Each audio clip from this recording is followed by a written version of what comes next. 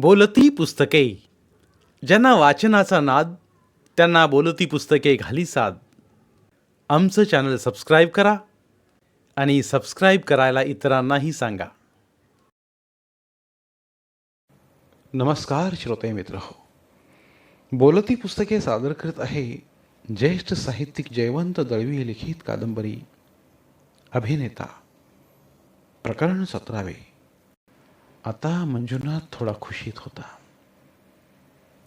म्हणून वकिलामार्फत सानिया प्रोडक्शनला नोटीस दिली होती आणि मंजुनाथच्या जीवनावर मनूचं स्क्रिप्ट वापरायला प्रतिबंध केला होता. त्या नोटिसीला उत्तर आलं होतं. मंजुनाथच्या जीवनावर चित्रपट काढण्याची कल्पना तिने सोडून दिली होती. या गोष्टीचा मंजुनाथला आनंद झालाच, पण खरा आनंद झाला तो यज्ञेश्वर आता बोटं चाटीत बसणार याचा. तिने मंजुनाथचे पैसेही परत केले होते. ते प्रकरण एकदाच कायमचं मिटलं होतं. सानियाचा पूर्वीचा सेक्रेटरी होता. ती काही यज्ञेश्वरला पगार देऊन ठेवू शकणार नाही. आता यज्ञेश्वर कुठे जातो बघू या विचारानं त्याच्या वृत्ती प्रफुल्लित झाल्या.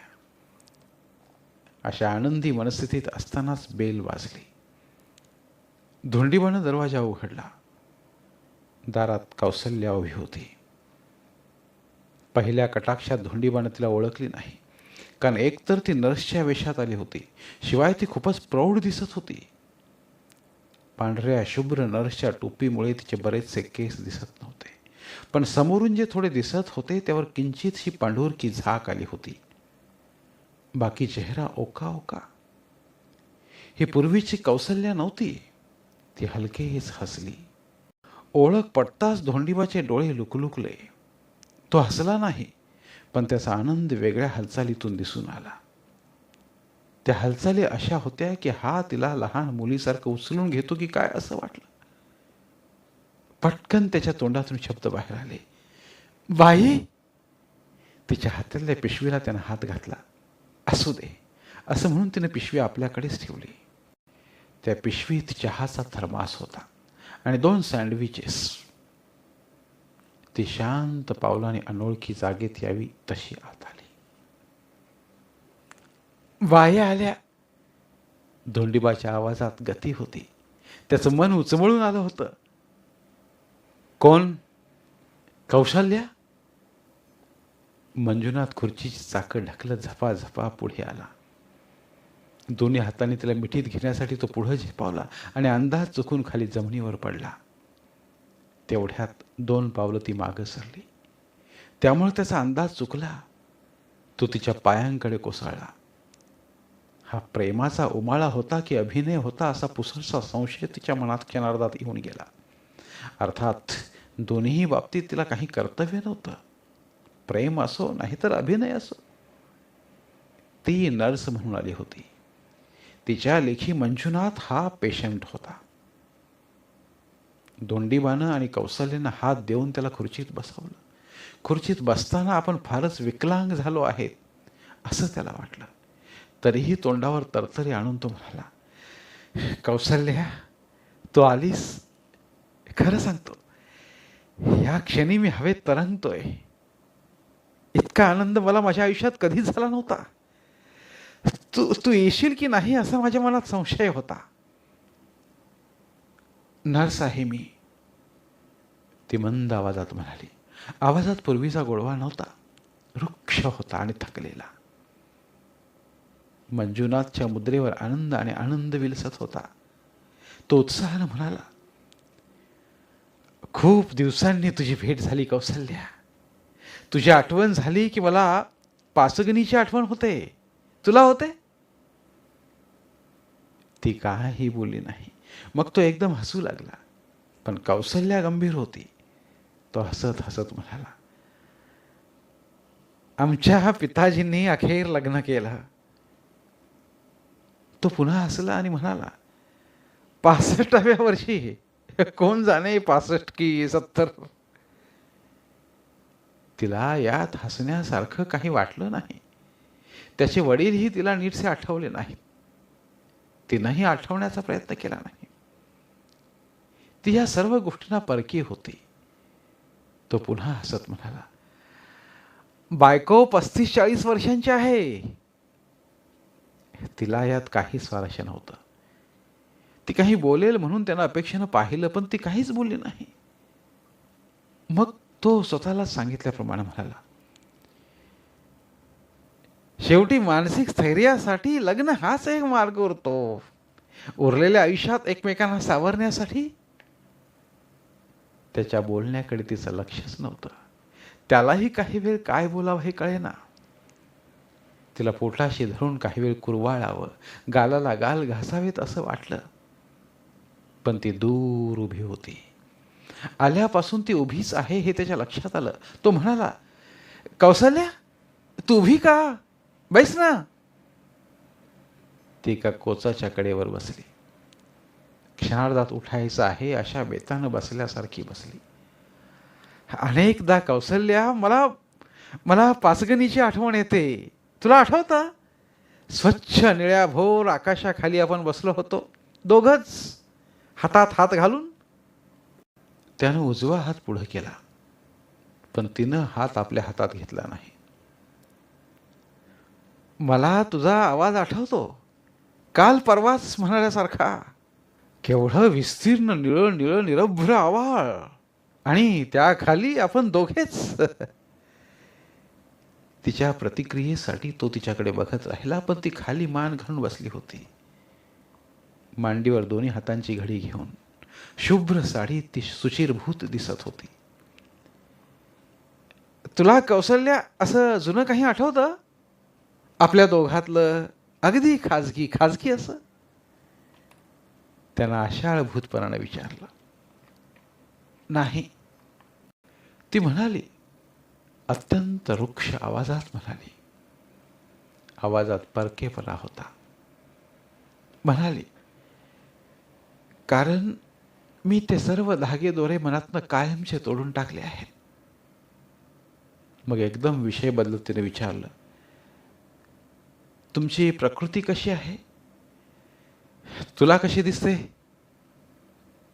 चांगली दिसते. आज तू आली आहेस म्हणून मनुबाईंनी सांगितलं तेव्हा तुम्ही सिरियस आहात अशी माझी कल्पना झाली होती. मनू कधी भेटला होता? अलीकडे नाही, मागं एकदा बस स्टॉपवर भेटले होते. त्यावेळी मी सिरियसच होतो. 1 महिना हॉस्पिटलमध्ये काढला. मग थोडं थांबून त्याने विचारलं, म्हणून आलीस? हो, नर्स म्हणून माझं हे कर्तव्य आहे. सिरियस असता तर आमच्या नर्सिंग होममध्ये मी तुम्हाला ॲडमिट करून घेणार होते. तिच्या नर्सिंग होममध्ये ॲडमिट होण्याची कल्पना त्याला आवडली. पण तेवढ्यात ती म्हणाली, पण तुम्ही सिरियस दिसत नाही. तुम्हाला थोडा व्यायाम हवा चालण्याचा, आणि थोडा कॉन्फिडन्स, थोडा आत्मविश्वास. एखाद्या शरणागत माणसाला लोळण घेत म्हणावं तसा तो म्हणाला. खरं सांगू का कौसल्या तुला, माझा आत्मविश्वास तसा वाढणार नाही. माझ्या मनाला हुरूप देणारं, आधार देणारं, आपलं असं माणूस मला इथं हवं आहे. मला हा लोनलीनेस खायला येतो. मी असाच एकाकी राहिलो तर मी लवकर खल्लास होईन. ती प्रत्युत्तरादाखल काही बोलली नाही. उठली आणि त्याच्या जवळ आली. तिनं पदर खोवला आणि म्हणाली, उठा, उठून उभे राहा. तुझा हात दे, हात दे तुझा. उठण्याचा प्रयत्न करता करता तो म्हणाला. तिनं हात दिला नाही. हवेत हात हलवीत म्हणाली, नको, आधाराशिवाय उभे राहा. तुमचा आत्मविश्वास वाढला पाहिजे. उठा. त्यानं हातात काठी घेतली आणि काठीच्या साह्यानं तो उठून उभा राहिला. तिच्या आधारासाठी त्यानं एक हात पुढे केला. तोल गेला तर एकदम हात पकडावा लागेल म्हणून तिनं हात पुढे केला आणि थोडी दूर उभी राहिली.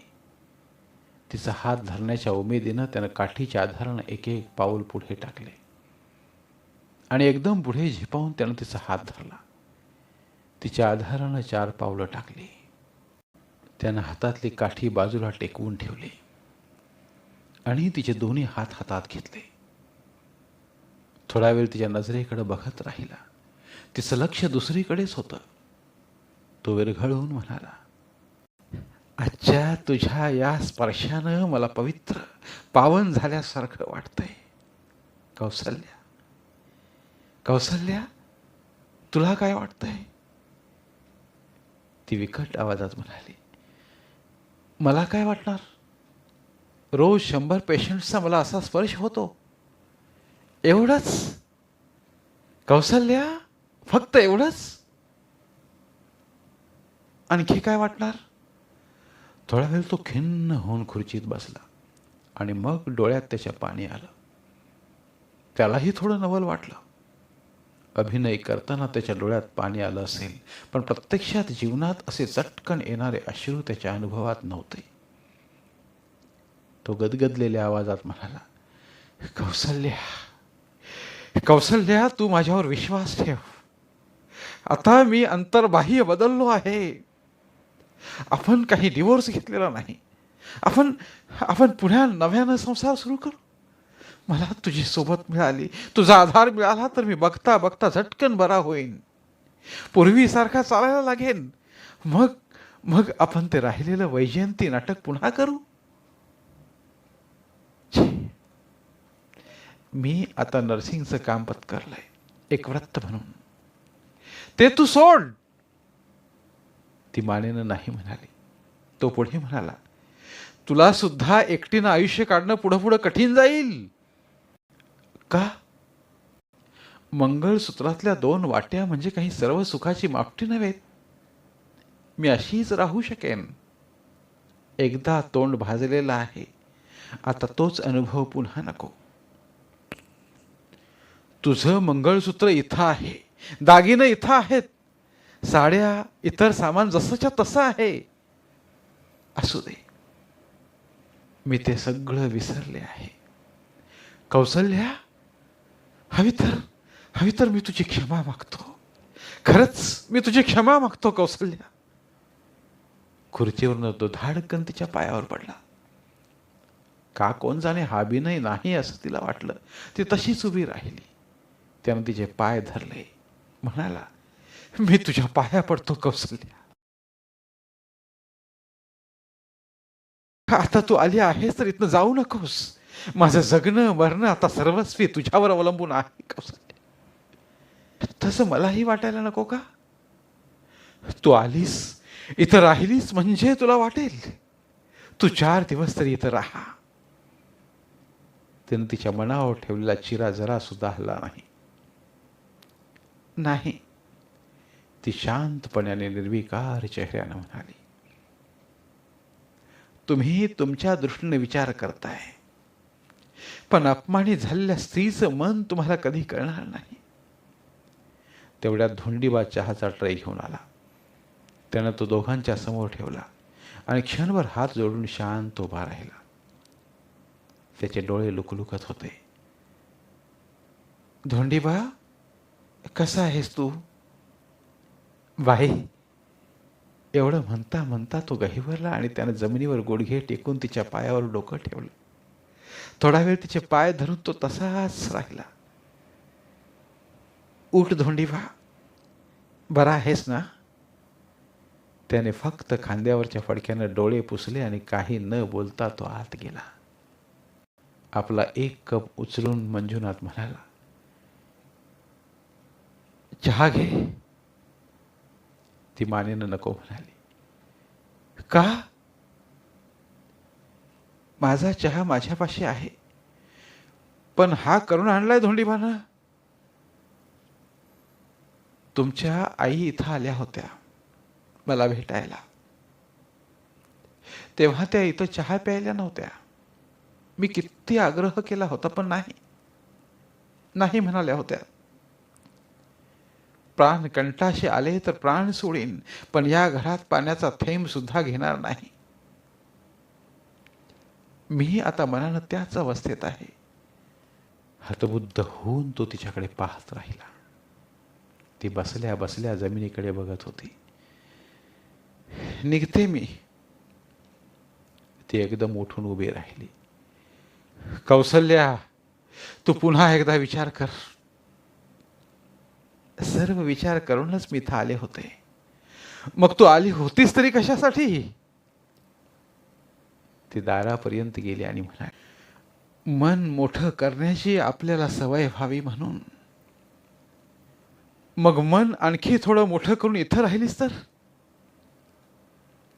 हॉस्पिटलमध्ये मन खूप मोठं करता येतं. कित्येक जणांच्या सेवेत वेळ जातो. मंजुनाथ खुर्ची ढकलत पुढे आला आणि खिन्नपणे म्हणाला, एक गोष्ट तुझ्या लक्षात आली का? ती वळून बघत राहिली. तू एका शब्दानेही माझ्या नावाचा उच्चार केला नाहीस.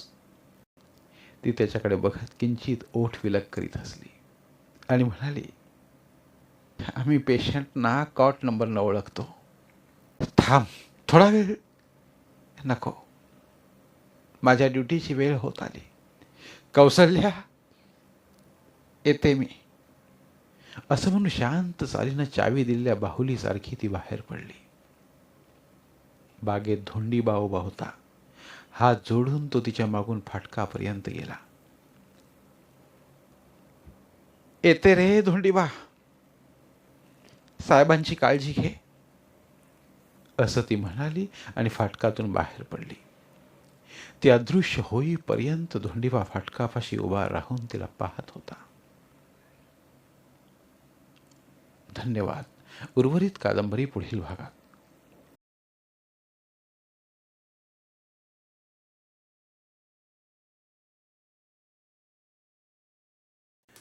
धन्यवाद. प्रिय श्रोते मित्र हो, आपल्यासाठी एक आवाहन. आमच्या चॅनलच्या प्लेलिस्ट विभागात तुमच्यासाठी शेकडो कादंबऱ्यांचे ऑडिओ बुक्स उपलब्ध आहेत. तिथे प्रत्येक कादंबरीचे सर्व भाग एकत्रित मिळतील. त्यामुळे सध्या सुरू असलेल्या क्रमशः कादंबरीच्या पुढील भागासाठी वाट पाहण्याची गरज नाही. तुमच्या वेळेनुसार तुम्ही संपूर्ण कादंबरी सलगपणे ऐकू शकतात आणि साहित्याचा आस्वाद घेऊ शकता. कृपया आमच्या चॅनलच्या होमपेजवर जाऊन प्लेलिस्ट चेक करा आणि तुमची आवडती कादंबरी निवडा. धन्यवाद.